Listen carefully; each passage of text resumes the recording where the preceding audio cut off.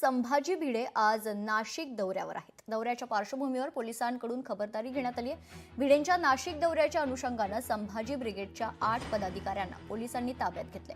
संत तुकारामांचा अपमान करणाऱ्या संभाजी भिडेंना तुकारामांचं पुस्तक देऊन आंदोलनाचा इशारा देण्यात आला होता। या संदर्भात सविस्तर माहिती जाणून घेऊयात। आमचे प्रतिनिधी महेश महाले आपल्यासोबत जोडले जात आहेत। महेश, काय सविस्तर माहिती?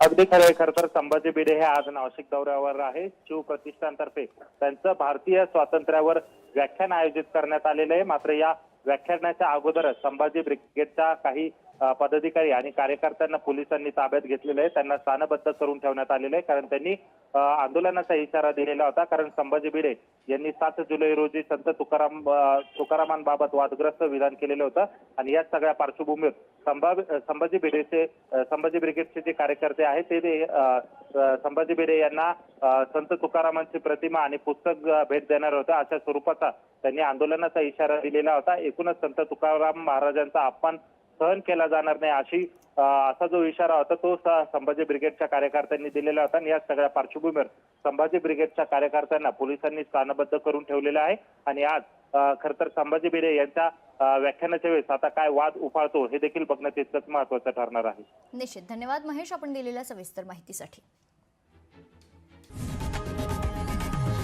लोकशाही मराठी ऐका, पहा, जागरूक रहा।